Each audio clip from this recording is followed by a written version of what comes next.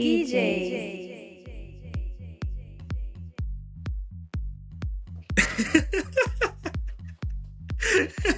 Ah, c'était très dur de pas rigoler là.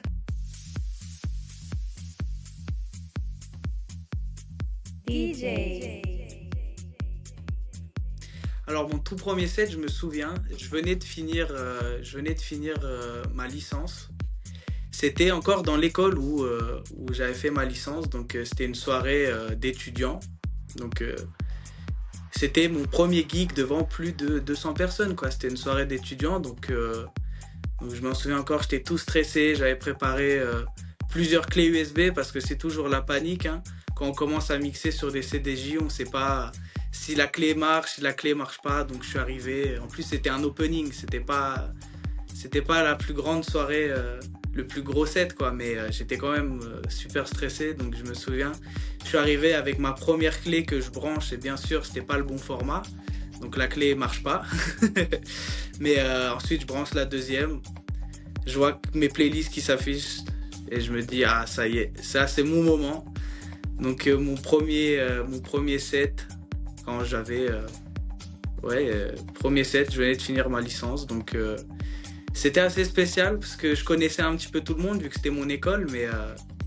Mais ouais, je m'en souviens encore, quoi. C'est un jour qui m'a marqué, c'était le début de quelque chose. DJ. Alors la demande la plus insolite que j'ai eue, c'était pendant un mariage. Donc un mariage où il y avait les parents, les enfants, les grands-parents, enfin toute la famille était là. Et donc c'est la mariée qui vient me voir et qui me demande du coup de la musique techno. Pendant un mariage, on m'a demandé de la musique techno et c'était la demande la plus bizarre que j'ai eue, quoi. Surtout dans ce contexte, hein. DJ. Alors moi, depuis tout petit, j'écoute de la musique électro et ce qui m'a le plus donné envie, après, un petit peu comme tout le monde, bien sûr, voir David Guetta, DJ Snake. Bon, après, même si c'est des Français aujourd'hui, ils sont loin de la France, mais c'est surtout DJ Snake, moi, qui m'a donné envie d'être dans la musique quand je voyais les vidéos, quand il était sur scène devant des milliers de personnes. Moi, ça m'a donné envie d'être là avec lui et de faire kiffer toutes ces personnes sur ma musique. DJ. C'était pendant une soirée pour une entreprise, une soirée de fin d'année. J'avais tout mon matos, donc mes lumières, mes enceintes et une machine à fumer.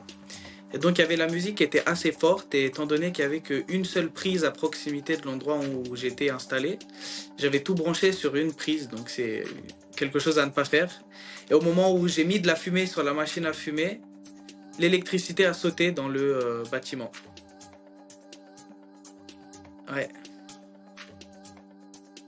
Ouais, fini. Enfin, fini, non, mais du coup, il y a eu un moment où il fallait retrouver le disjoncteur. DJ. Le moment où je suis le plus fier, c'est le jour où une boîte de nuit m'a contacté sur Instagram pour que je fasse le peak time d'une soirée qui est quand même assez grande dans Paris. Donc ce jour-là, je me suis dit, ça y est, ma carrière a enfin commencé. DJ. Personne ne sait que moi, en rentrant de la soirée à 6h du matin, je dors 2 heures pour aller au bureau. Personne ne se doute de ça. DJ. Alors, on m'a déjà écrit pendant un set sur un téléphone, un Instagram. Sauf que c'était tellement loin que je voyais pas l'Instagram. Et donc à la fin de la soirée, la personne est venue me voir et m'a dit je t'ai montré mon Instagram. Et j'ai dû lui expliquer que avec les lumières qui me tapaient de face, je pouvais pas voir son Instagram de loin. Donc ça servait à rien. DJ. Moi, à nightclubs, je me sens plus proche des gens, donc je trouve que cette proximité rajoute quelque chose à la soirée. Je suis plus dans l'ambiance. DJ. Ah non, les requests de son, hein, parce que on peut dire oui et c'est fini, alors que les gens bourrés, c'est dur de s'en débarrasser. DJ. Ah, moi, Tomorrowland. Moi, j'ai grandi avec de l'électro de toute façon, donc Tomorrowland, ouais. DJ. Ah, 7 sur un rooftop, voir toute la ville s'illuminer, c'est mon rêve. DJ. Le lendemain d'un gig, ça dépend, hein, mais j'aimerais bien dormir toute la journée, mais malheureusement, je suis debout à 8 h du mat. DJ. Ah, moi, old school, j'adore ça. C'est des sons que tout le monde connaît, c'est ça qui me fait vibrer. DJ. Moi, franchement, même si j'essaye de me préparer, c'est dur, donc totale improvisation. DJ. Moi, ça va être un petit peu contradictoire avec le rêve de mixer sur un rooftop, mais j'aimerais bien mixer sur un bord de mer, Barcelone, sur une plage, un truc bien beau. DJ. Moi, franchement, ça va être Frequency 75 de DJ Snake. DJ. Franchement, je me répète, mais DJ Snake. Hein. Ah ouais, mais et je sais pas si tu te rappelles, mais j'ai eu un gig au McDo des Champs-Élysées. Hein. Enfin, il n'y avait pas DJ Snake, mais il a été là.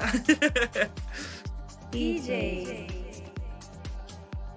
Ah, ça, franchement, quelque chose que je passe à toutes les soirées, ça va être Freed from Desire. Hein. Classique. DJ.